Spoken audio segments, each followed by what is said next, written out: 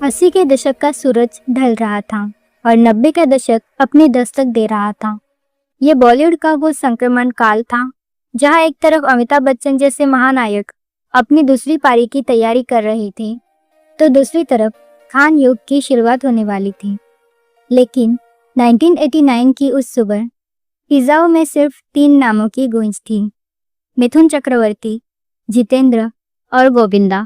3 मार्च 1989 ये वो तारीख थी जब बॉलीवुड के 2 बड़े बैनर और 2 अलग अलग विचारधाराओं की फिल्में बॉक्स ऑफिस पर टकराने वाली थी।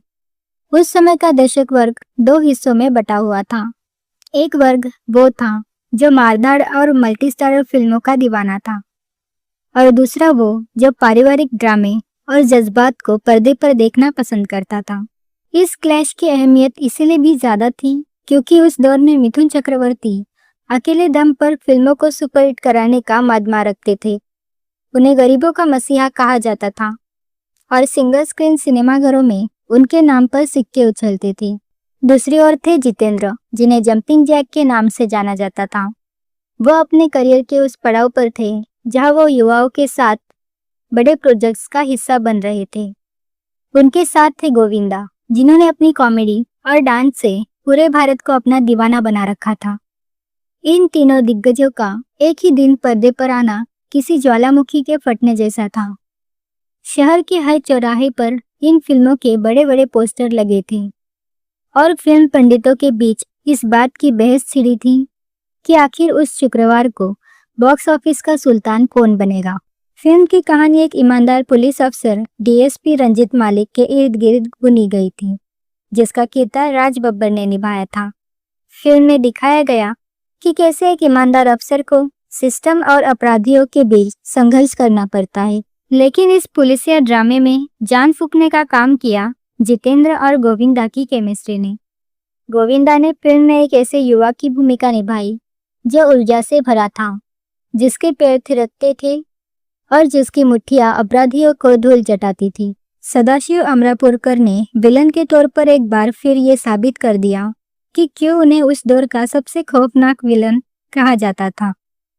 उनकी संवार अदायगी और क्रूरता ने दर्शकों को पर्दे से चिपके रहने पर मजबूर कर दिया। मेहुल कुमार ने फिल्म में हर वो मसाला डाला था, चाहे वो माँ बेटे का जज्बात हो, भाई भाई का प्यार हो, या फिर पुलिस और मुजरिम के बीच की चूहे बिल्ली वाली दौड़, जहां आसमान से ऊंचा शोर शराबे और एक्शन से लबरेज थी, वही हम इंतजार करेंगे एक शांत बहती हुई नदी की तरह थी, जिसमें गहराई तो बहुत थी लेकिन रफ्तार कम। इस फिल्म के केंद्र में थे मिथुन चक्रवर्ती। मिथुन दा की इमेज उस समय एक एक्शन स्टार की थी, लेकिन इस फिल्म में उन्होंने अपनी उस इमेज से हटकर एक प्रेमी की भूमिका निभाई। फिल्म की नायिका पद्मिनी कोल्हापुरे थी, जो अपनी मासूमियत और संजीदा अभिनय के लिए जानी जाती थी। इन दोनों की जोड़ी ने पर्दे पर एक ऐसा रोमांस पेश किया जो सीधा दिल को छूता था। कहानी एक वादे और इसके इंतजार की थी। अजय का अपनी प्रेमिका मनीषा से किया गया वादा कि वो 3 साल बाद लौटेगा फिल्म की आत्मा थी, लेकिन जब वो समय बीतने के बाद नहीं लौटता तो कहानी में सस्पेंस और इमोशन का ऐसा दौर शुरू होता है जो दर्शकों की आंखों में आंसू ला देता है। निर्देशक प्रभात रॉय ने फिल्म को बहुत ही कलात्मक ढंग से पेश करने की कोशिश की थी। फिल्म में विनोद मेहरा एक महत्वपूर्ण भूमिका में थे, जो कहानी को एक नया मोड़ देते हैं। फिल्म के संवाद काफी भावनात्मक थे और हर सीन में ये दिखाने की कोशिश की गई थी कि इंतजार का दर्द क्या होता है। हालांकि मिथुन दा के फैंस जो उन्हें गुंडों को पीटते हुए देखने के आदी थे, उनके लिए ये फिल्म थोड़ी अलग और धीमी थी। लेकिन मिथुन दा की अदाकारी ने ये साबित कर दिया कि वो सिर्फ पैर नहीं थिरकाते, बल्कि अपनी आंखों से अभिनय भी कर सकते हैं। 1989 का वो दौर संगीत के बिना अधूरा था। आसमान से ऊंचा का संगीत राजेश रोशन ने दिया था। राजेश रोशन ने फिल्म के मिजाज को समझते हुए तेज धुनें तैयार की थी। फिल्म का टाइटल सॉन्ग आसमान से ऊंचा उस समय के युवाओं के बीच काफी लोकप्रिय हुआ। इस फिल्म के गानों में वो जोश था जो उस समय के डिस्को और पॉप कल्चर को दर्शाता था। गोविंदा के गानों पर थिरकते हुए कदम और जितेंद्र की सिग्नेचर स्टाइल ने गानों को विजुअली बहुत ही आकर्षक बना दिया था। दूसरी ओर हम इंतजार करेंगे का संगीत बप्पी लहरी ने दिया था। बप्पी दा, जिन्हें आमतौर पर डिस्को किंग कहा जाता था, उन्होंने यहाँ अपनी शैली बदलकर मधुर और दर्द भरे गीतों पर ध्यान दिया। फिल्म के गाने जैसे हम इंतजार करेंगे की धुन में एक अजीब सी कशिश थी। बप्पी दा ने यहाँ साबित किया कि वो सिर्फ शोर शराबे वाला संगीत ही नहीं, बल्कि रूह को छू लेने वाली धुनें भी बना सकते हैं। हालांकि फिल्म की असफलता के कारण इन गानों को वो दर्जा नहीं मिल सका जिसके वो हकदार थे।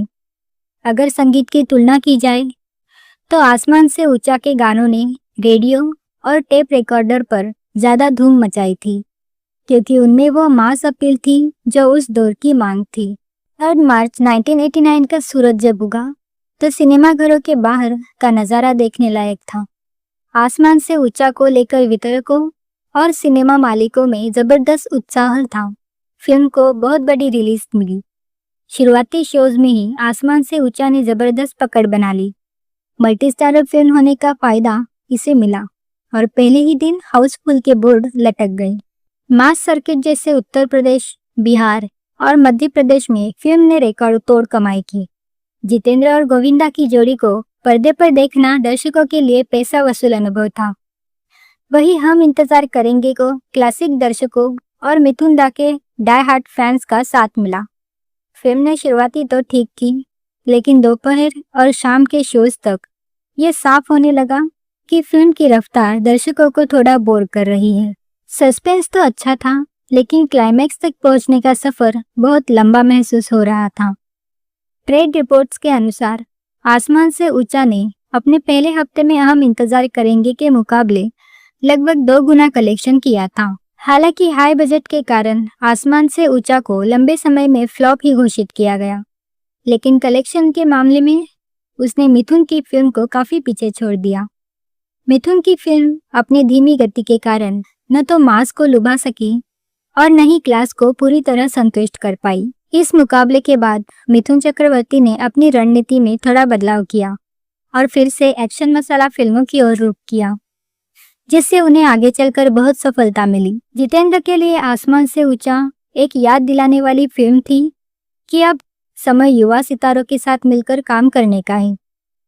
गोविंदा के लिए ये एक और बड़ी फिल्म थी जिसने उनके स्टारडम को मजबूती दी और उन्हें यह विश्वास दिलाया कि वो बड़े सितारों के बीच भी अपनी चमक बिखेर सकते हैं। आज जब हम पीछे मुड़कर 1989 के उस शुक्रवार को देखते हैं तो हमें समझ आता है कि बॉलीवुड का वो दौर कितना प्रतिस्पर्धी था।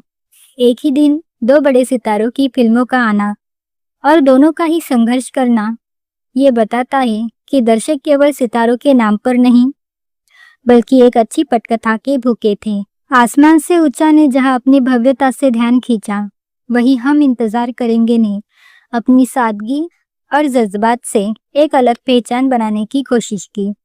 ये दोनों फिल्में भले ही उस समय ब्लॉकबस्टर न रही हो, लेकिन आज भी ये फिल्में हमारे सिनेमाई इतिहास का एक महत्वपूर्ण हिस्सा है। आपको इन दोनों फिल्मों में से कौन सी फिल्म सबसे ज्यादा पसंद है, हमें कमेंट करके जरूर बताइए। अगर आपको ये वीडियो पसंद आया हो तो इसे लाइक करें और हमारे चैनल को सब्सक्राइब करना ना भूलें। मिलते हैं अगले वीडियो में। धन्यवाद।